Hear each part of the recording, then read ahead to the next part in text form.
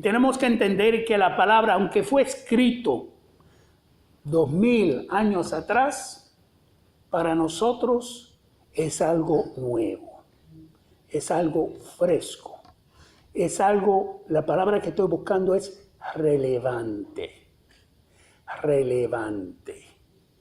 Si vamos a Cuba, si nos transportamos a Cuba en estos momentos, vamos a ver automóviles de los años 40, 50 y 60, ¿verdad que sí? Sin embargo, para ellos esos carros son relevantes, porque es lo que tienen.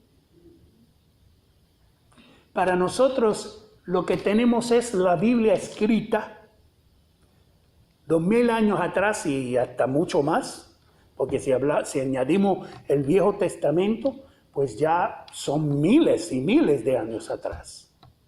Sin embargo, tiene una relevancia en nuestra vida. Y en la porción que vamos a estudiar hoy se encuentra en Gálatas capítulo 6. Gálatas capítulo 6. Gálatas capítulo 6 y son 5 versículos del versículo 6 al versículo 10. Y dice así: y al que se le enseña la palabra, que comparta toda cosa buena con el que le enseña. No se dejen engañar. De Dios nadie se burla. Pues todo lo que el hombre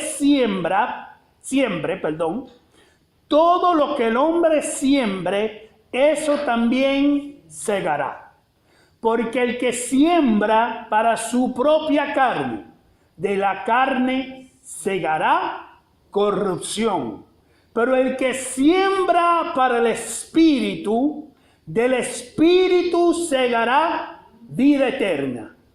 No nos cansemos de hacer el bien, pues a su tiempo, si no nos cansamos, segaremos. Así que entonces, hagamos bien a todos. Repite conmigo, todos. Todos. Hagamos bien a todos según tengamos oportunidad. Y especialmente a los de la familia de la fe. Bien. Hemos hablado acerca de la circuncisión, acerca del anatema, acerca de la autoridad de la gracia. Hemos hablado acerca del fruto del Espíritu y de las obras de la carne. Y ahora hemos hablado también acerca de la ley de Cristo la semana pasada. Y ahora culmina la carta con una ley implícita. Repite conmigo, una ley implícita. ¿Por qué es una ley implícita? Bueno, cuando usted va al hospital, usted no puede ir con un beatbox tocando música bien alta, ¿verdad que sí? No puede salir gritando allí en el hospital, ¿verdad que no? Digo, a menos que usted perdió su mente. Entonces ya se sabe. No puede salir gritándole repugnancia a la gente. ¿Por qué? Digo, a menos que esté dando a luz, ¿verdad? Y está en medio del dolor. Pero no puede gastarle, ¿verdad?, una repugnancia a las personas. ¿Por qué? ¿Hay una ley que dice eso? No, hay una ley implícita que dice que en el hospital hay que mantener el orden por la paz y la salud ¿de quién? Del paciente, los que están enfermos. Pues aquí el apóstol Pablo habla de una ley implícita. ¿Por qué? Porque es una ley universal. Es una ley que ya todos lo saben. Y de esto nos valemos en esta hora. Y al que se le enseña la palabra, que comparta toda cosa buena con el que le enseña. Para mí esto era algo importante, porque me hizo entender de que a veces las personas, cuando escuchan la palabra, reciben algo que usted no recibió. En esta mañana, mi esposa vino a donde mí y me hizo una pregunta. Me hizo la pregunta, ¿qué es primero? ¿Dios o la familia? ¿Verdad que sí? Me corrige si estoy mal. Eso fue la pregunta. Comencé a pensar. Y yo dije, ¿sabe qué?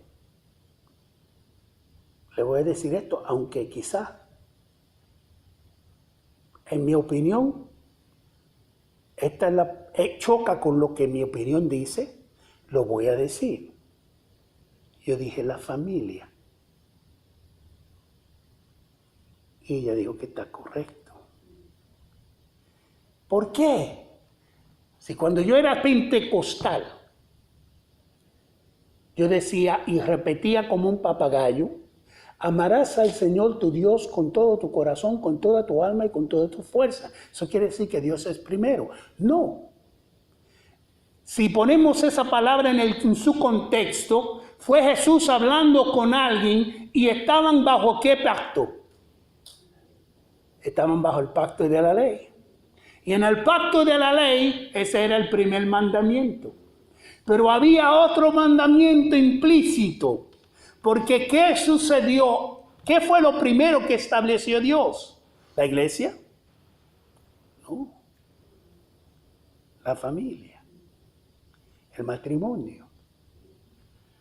Dios creó el hombre y después dijo, después de haber creado el hombre, dijo que no es bueno que el hombre esté solo. Y entonces lo durmió.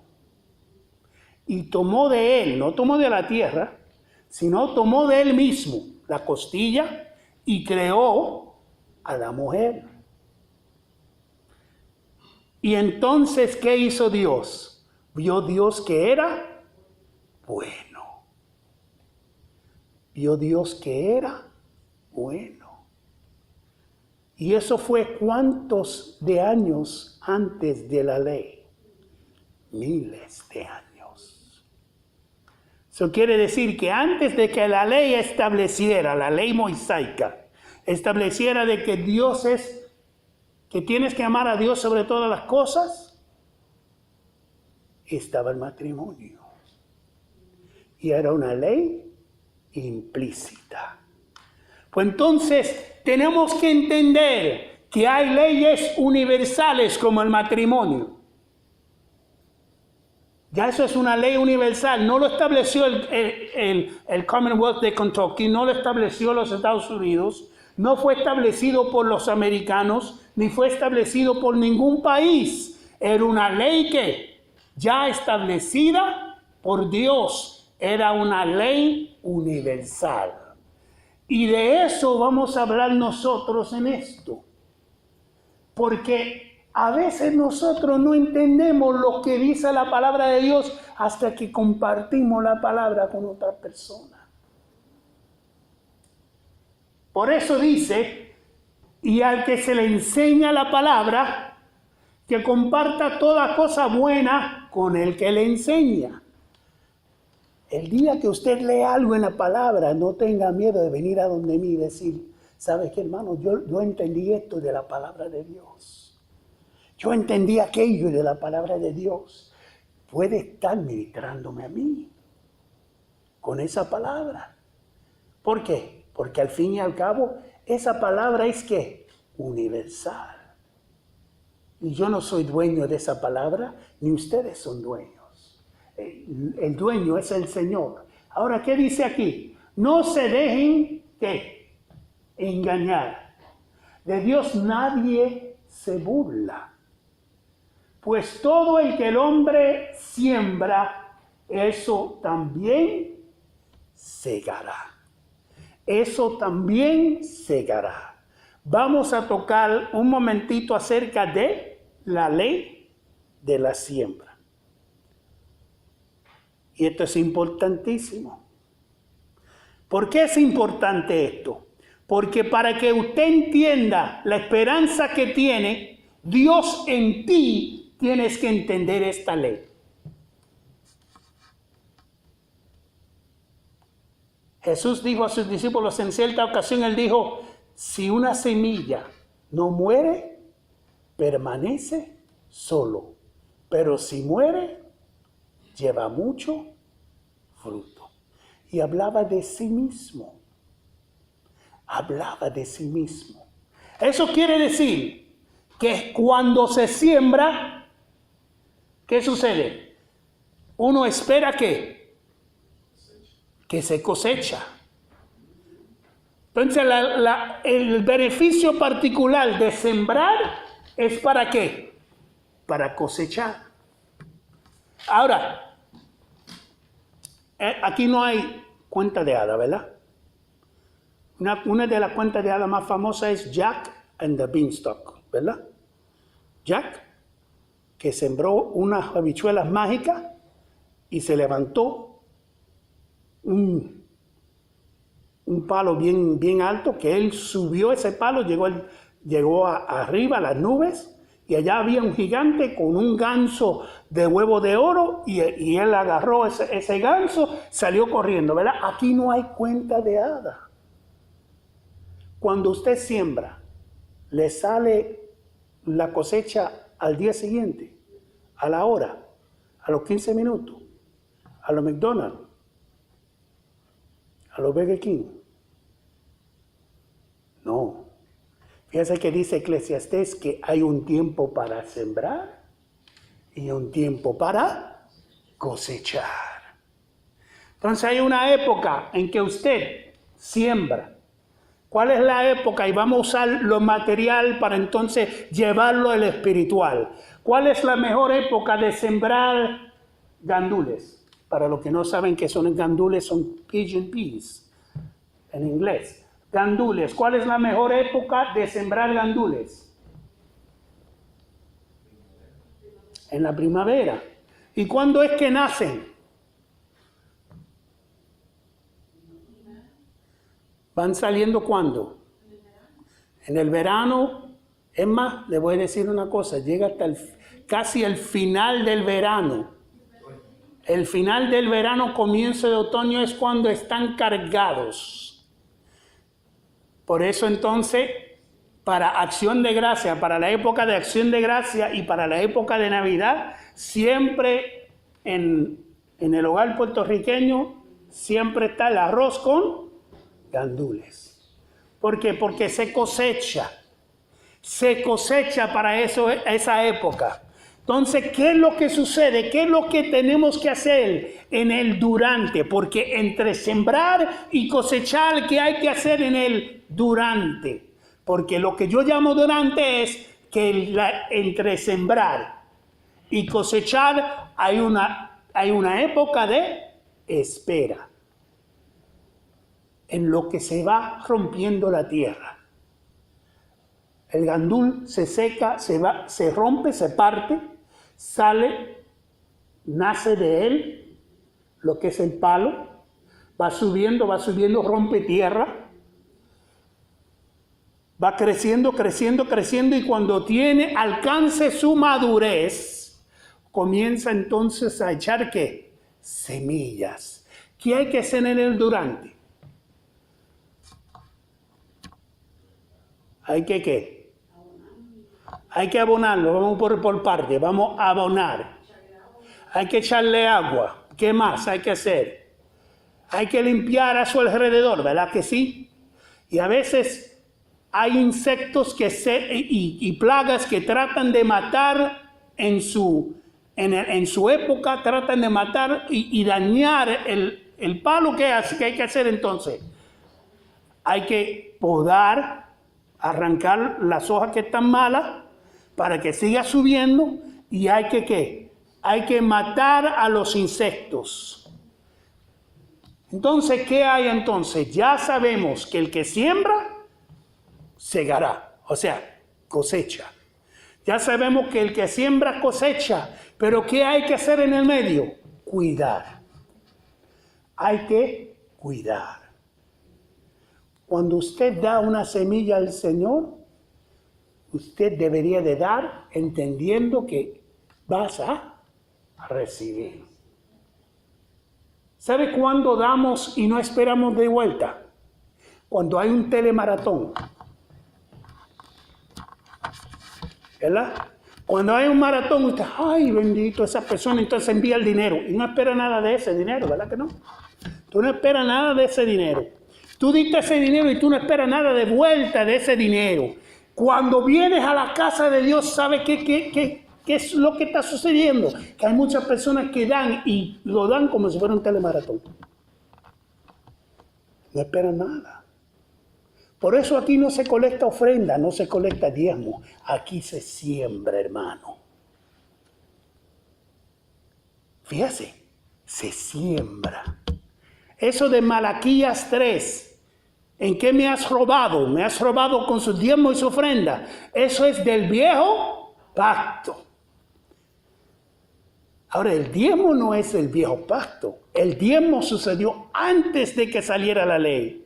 Cuando Abraham vino de la guerra de haber rescatado a su primo, su sobrino, mejor dicho, Lot, y su familia, cuando los rescató, dice que le salió al encuentro del rey de Salem, que era sacerdote del Altísimo. Y a él le dio el diezmo de todo lo que había ganado en la guerra. Entonces sabemos que el diezmo no tiene nada que ver con la ley. Pero ¿qué dice el apóstol Pablo acerca de eso? En 2 Corintios capítulo 9, él dice algo importante. En 2 Corintios capítulo 9 habla del ministerio de dar. Y habla a la iglesia de los Corintios porque ellos daban al Señor ofrendas y esas ofrendas se colectaban y entonces usaban esa ofrenda para llevarlo a las viudas y a los necesitados de otro lugar. Y él dijo estas palabras: el que siembra abundantemente, abundantemente cosechará. Y el que siembra escasamente, ¿qué? Segará también. En otra palabra, cuando tú siembras siempre vas a cosechar, sea mucho o sea poco. Entonces, el tercer punto de la ley universal de sembrar es que mientras más siembra, más cosecha. Mientras más siembra, más cosecha. Me acuerdo en cierta ocasión, esto lo digo para la gloria del Señor. Me acuerdo en cierta ocasión yo estaba en una necesidad. Era una necesidad económica bien grande. Y Dios, yo no tenía trabajo. Yo vine y sembré en fe. Tuve esa iluminación y dije, ¿sabe qué? Aunque contra la lógica, contra mi lógica, yo no tengo trabajo, tengo este dinero, yo en mi lógica diría, no lo hagas. Yo lo voy a hacer por fe. Y le voy a decir cuál es el secreto de dar así. Cuando el Espíritu le toca a usted para dar, usted da.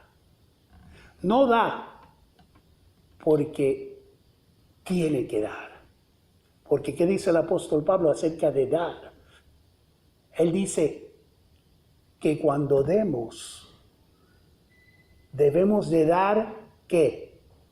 Alegremente, no por obligación. Entonces, ¿qué sucede? Que cuando damos, que estamos sembrando, no debemos de dar con esa actitud de ser obligados en dar. ¿Por qué? Porque Dios quiere que Dios bendice al dador alegre.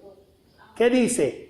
¿Qué dice la palabra? Dios bendice al dador alegre. Porque yo lo he escuchado muchas veces, muchos predicadores que dicen Dios bendice al dador alegre. Y cuando yo busqué la palabra, lo busqué en 4 versiones. Dios habla hoy. Lo busqué en la nueva traducción viviente, en la nueva versión internacional y lo busqué en la Reina Valera 1960. ¿Y sabe qué dice ese versículo? No dice Dios bendice al dador alegre. Dice Dios ama al dador alegre.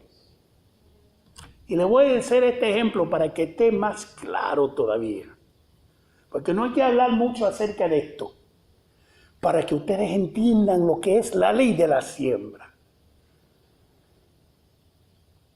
Cuando una persona invierte en algo, esa persona espera algo devuelto de eso. Ponle que usted invierte en la bolsa de valores. O ponle que usted invierta en acciones futuras como el petróleo, como esto, como aquello. Cuando usted invierte, usted va a invertir no en una compañía que va cuesta abajo, ¿verdad que no? No en una compañía que pronto se va a declarar en bancarrota, ¿verdad que no? ¿Por qué? Porque usted no va a invertir en eso porque va a sentir que no vas a tener devuelto con ganancias. ¿Se acuerda de la parábola que dijo Jesús acerca de un amo que tenía unos siervos y que tenía un viaje que hacer? Iba muy lejos. Dice la palabra que él dio a un siervo 10. ¿10 qué? Lo que sería el equivalente de 10 días o 10 meses de trabajo, le dio a esa persona 10 dracmas. Porque un dracma es como para un día de trabajo. Entonces le dio a uno 10 dracmas, a otro le dio 5 dracmas y a otro siervo le dio 1 según la capacidad de cada uno. Lo tiene que entender. Según la capacidad de cada uno. Hay personas que tienen una manera sutil de pedir una ofrenda. Mi apóstol es así. Si estuviera aquí todos los domingos, la parte que le daba a él era la parte de la siembra. Siempre. Porque él es bueno para eso. Bueno para pedir. Otros no tienen esa habilidad. Pero ¿qué sucede? Según la capacidad de cada uno, el amo les dio ese dinero. Y cuando se fue lejos, cada uno hizo, bajo su capacidad, hizo algo. ¿Pero qué dice la palabra? El de 10 buscó 10 más. El de 5 buscó 5 más. Y el de 1, ¿qué hizo él? Lo enterró. Y cuando lo llamó a cuenta, ¿qué dice él? Dice el amo, cuando se lo llamó a cuenta que regresó de su viaje, el siervo que tuvo 10 dracmas, dijo a él, he buscado ¿qué? 10 más. Y él dice, bien hecho, bien siervo y fiel, entra en el gozo de tu Señor, en lo poco fuiste fiel, en lo mucho te pondré. Y le repito lo mismo al segundo, pero al tercero le vino con excusas. Y él dice, Señor, yo sé que tú eres un hombre duro, que ciega donde no sembraste. Ahí quería llegar.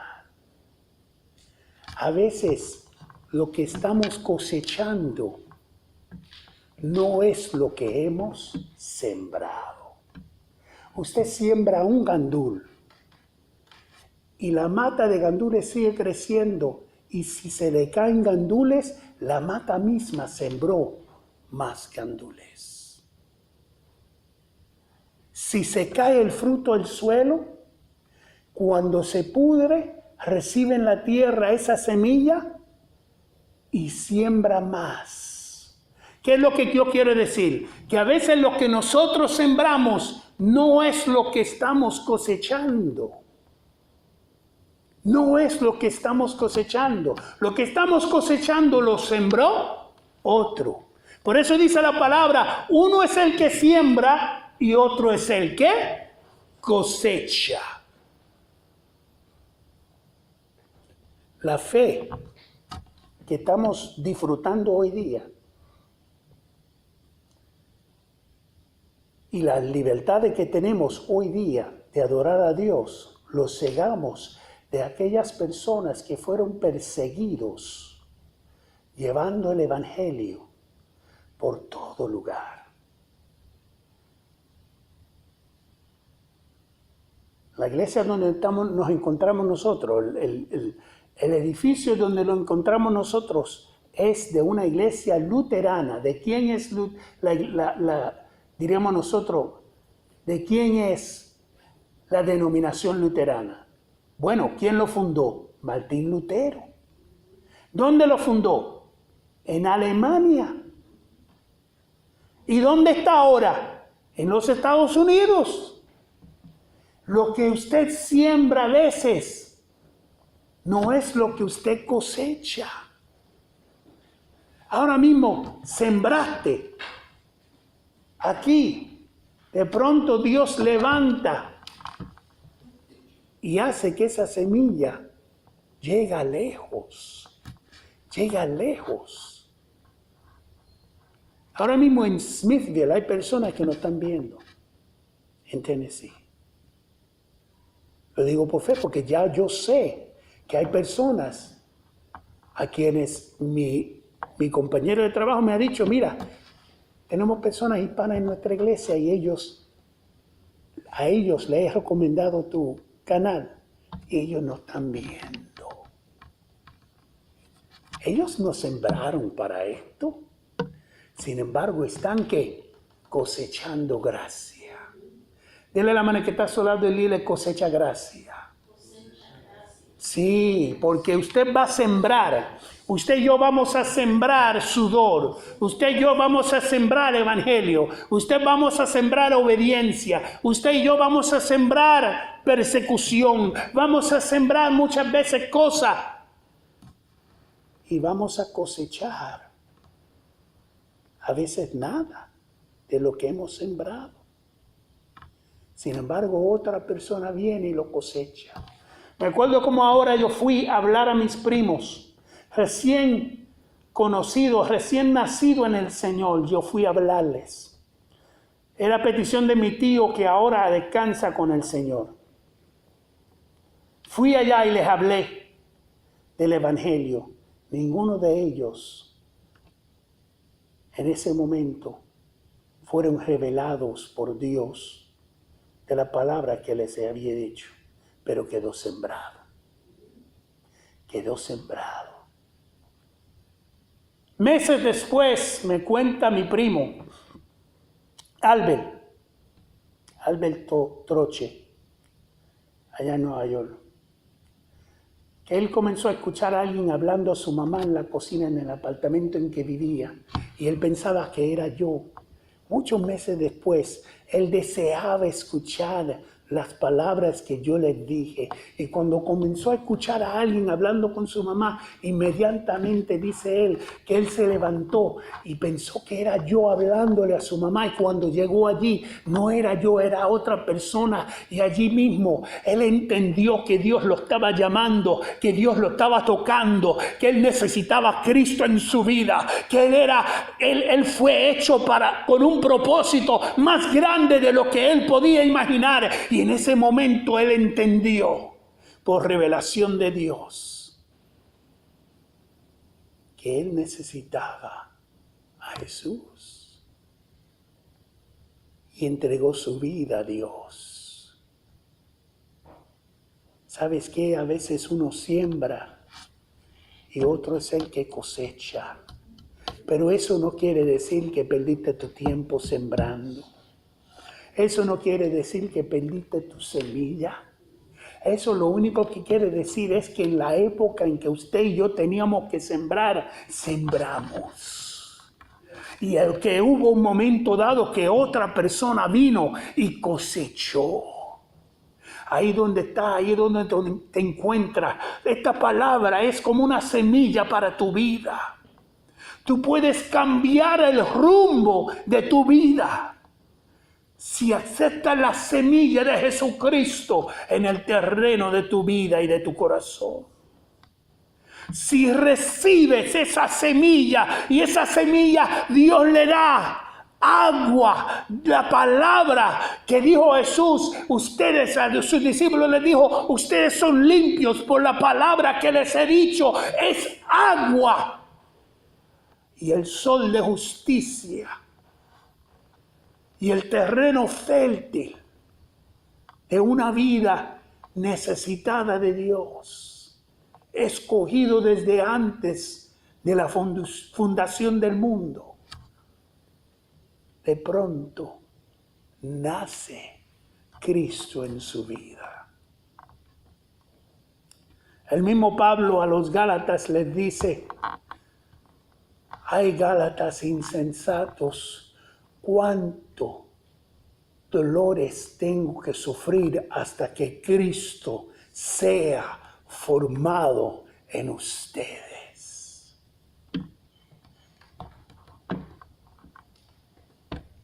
Por eso la semilla no es tan solamente el dar dinero al Señor. La semilla es tu esencia. Es como les dije esta mañana, correr con propósito.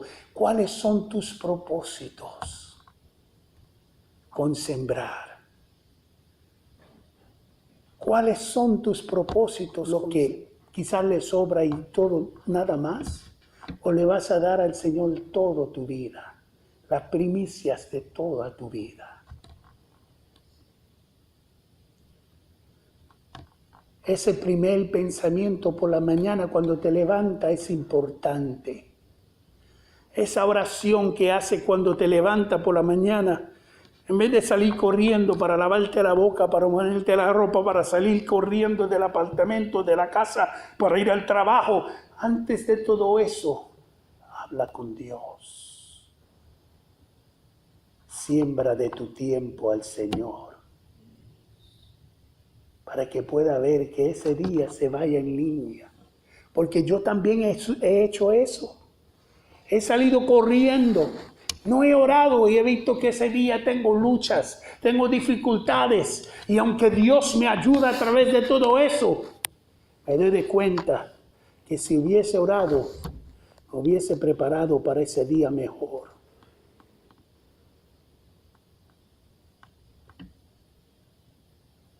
La ley de la siembra y la cosecha está envuelta en una sola cosa. Porque el que siembra para su propia carne, de la carne segará corrupción.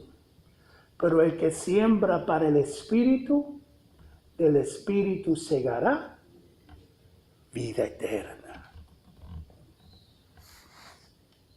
Tu terreno ya es tu terreno. Tu familia, si eres cabeza del hogar, es tu terreno. ¿Qué vas a sembrar en tus hijos? ¿Palabras indecentes? ¿Vas a bajar los santos del cielo? ¿Vas a dejar salir de tu boca ajos y cebollas? ¿O vas a sembrar bendición? Vas a sembrar gracia. Tu familia primero, no Dios. Ese es su terreno. ¿Cómo vas a amar a Dios a quien no ha visto y no amar a tu hermano a quien ha visto?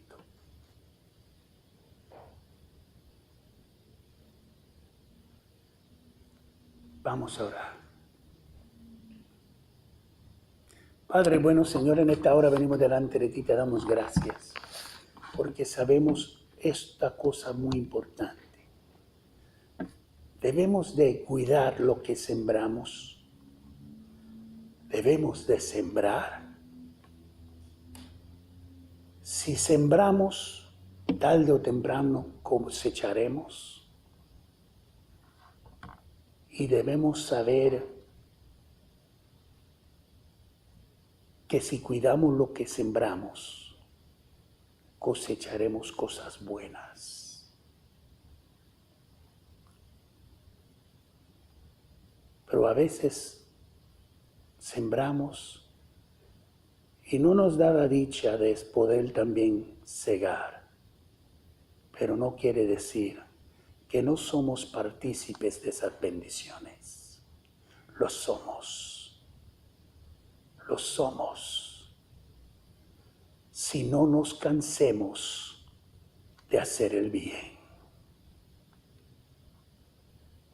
Ahora, Padre bueno, aquella persona que en esta hora está a punto de rendirse, está a punto de decir, ya no hago nada más, ya no voy a trabajar para el Señor nada más, estoy cansado. Señor, te pedimos que le dé fuerzas a esa persona, porque no debería de cansarse de hacer el bien, porque a su tiempo segará.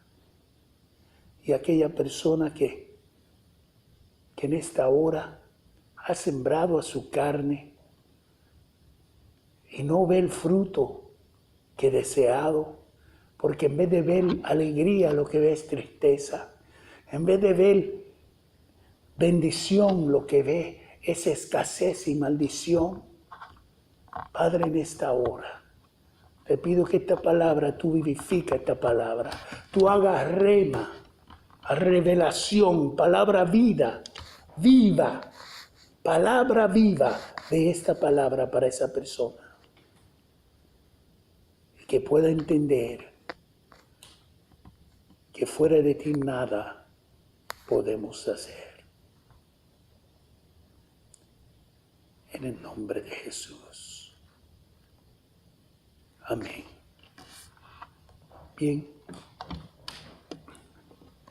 Vamos nosotros a